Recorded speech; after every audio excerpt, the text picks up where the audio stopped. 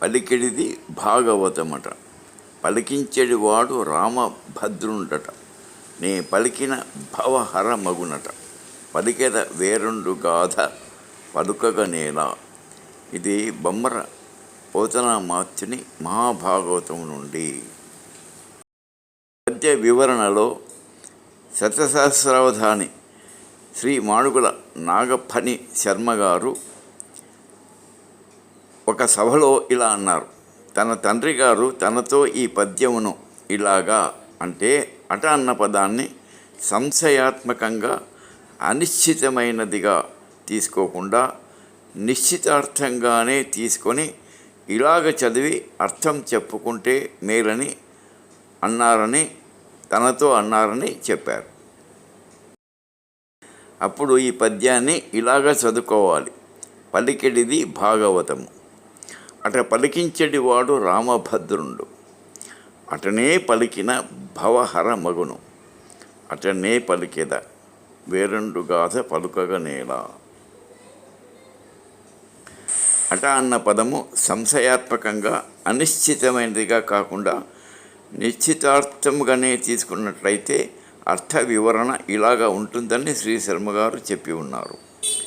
పలికెడిది భాగవతము, అట అలాగా పలికించేవాడు రామభద్రుడు, అట అలాగే పలికితే అలాగే చెప్పితే భవహర మగును, ఇది నిశ్చయము కనుక అటనే అలాగుననే పలికేదను. వేరెండు గాథ పలుకగనేలా, మరొక కథను ఏల పలుకవలను, ఎందుకు పలకాలి, అవసరం లేదు అని పోతన గారు భావించినట్లుగా మనం ఈ అర్థాన్ని చెప్పుకోవాల్సి వస్తుంది. ఈ పద్యములో అట అన్న పదాన్ని అటు సంశయాత్మకంగా కాకుండా నిశ్చితార్థముగాను కాకుండా అంటే నిశ్చితార్థముగానే ఆశ్చర్యార్థకంగా తీసుకుంటే ఎట్లా ఉంటుందన్న ఆలోచనతో నాకు తోచింది ఈ వీడియోలో చెప్పదలుచుకున్నాను.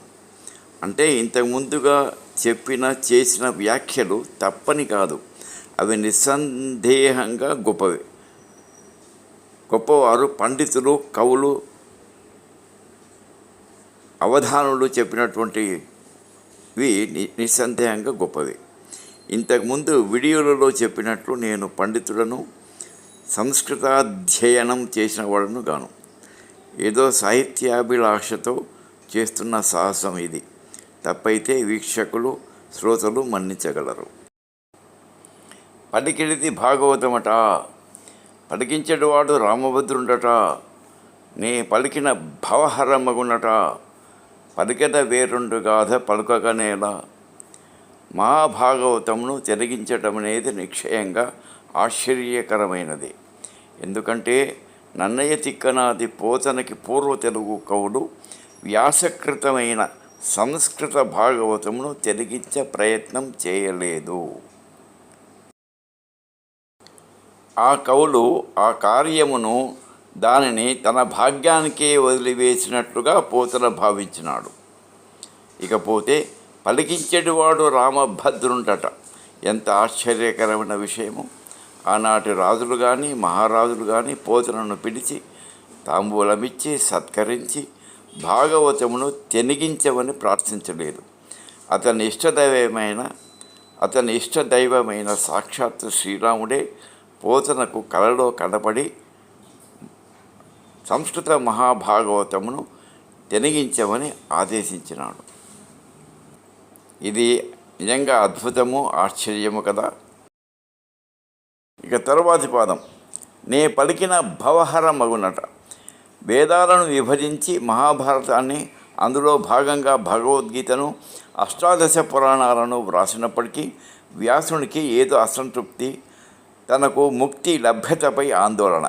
ఆ సమయంలో నారద మహర్షి చేసిన ఉపదేశం, ఆయా యుగాలలో పరమాత్ముడైన శ్రీమన్నారాయణుని అవతార విశేషములను వివరించే భాగవతమును వ్రాస్తే భవహర మగును. అలాగా నారదుడు ఉపదేశించినట్లుగా వ్యాస మహర్షి మహాభాగవతాన్ని రచించి మనశ్శాంతిని పొంది ధన్యుడైనాడు.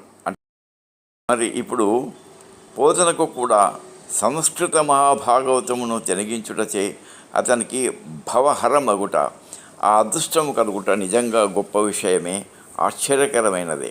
మరి వాస్తవానికి అతని కంటే ముందున్న మహామహులైన కవి శిఖామణులు కానీ, సమకాలికులైన శ్రీనాథ కవి సార్వభౌమునుడు తదితరులు కానీ సంస్కృత మహాభాగవతం జోలికి పోకపోవడం పోతనకే కాదు, అది తెలుగు జాతికంతటికీ పట్టిన గొప్ప అదృష్టం. భక్తి శ్రద్ధలతో చదివితే, ఆకలింపు చేసుకుంటే మనకు నిస్సందేహంగా భవహరమగును. భవహరమగుట అంటే ఈ సంసార బంధముల నుండి విముక్తిని పొంది పునర్జన్మ లేని మోక్షమును పొందుట. అంటే పరమాత్మలో ఐక్యమగుటయే కదా. ఇక చివరగా పలికెద వేరొండు గాథ పలుకగనేలా. ఇంతటి మహద్భాగ్యాన్ని అందించే ఈ భాగవత కథను, అంటే ఆయా యుగాలలో పరమాత్ముడైన శ్రీమన్నారాయణుని అవతార లీలా విశేషములను తెలిపే గొప్ప సదవకాశాన్ని వదులుకొని తాను మరొక గాథను పలుకగనేలా. ఎందుకు పలకాలి అంటే ఈ గాథనే పలికెదనని రూఢిగా పోతన చెప్పుచున్నాడు. ఇది విమర్శ ఏమాత్రం కాదు అని సవినయంగా మనవి చేసుకుంటున్నాను. అంతటి తాహతు కూడా నాకు లేదు. ఆ మధ్య ఫేస్బుక్లో శతసహస్రావధాని బ్రహ్మశ్రీ మాడుగుల నాగఫణి శర్మ గారు ఈ పద్యంపై చేసిన ప్రసంగం విన్న తరువాత నాకు వచ్చిన ఆలోచనలకు అక్షర రూపమిచ్చుటకు సాహసించినాను. ఒక సాహిత్యాభిలాషిగా నేను చేసిన ఈ వ్యాఖ్యను సహృదయంతో స్వీకరించగలరని ఆశిస్తున్నాను. ఇట్లు ఎన్ శ్రీధరమూర్తి, విశ్రాంత ప్రధానోపాధ్యాయుడు, కృష్ణానగర్, కర్నూలు, ఆంధ్రప్రదేశ్.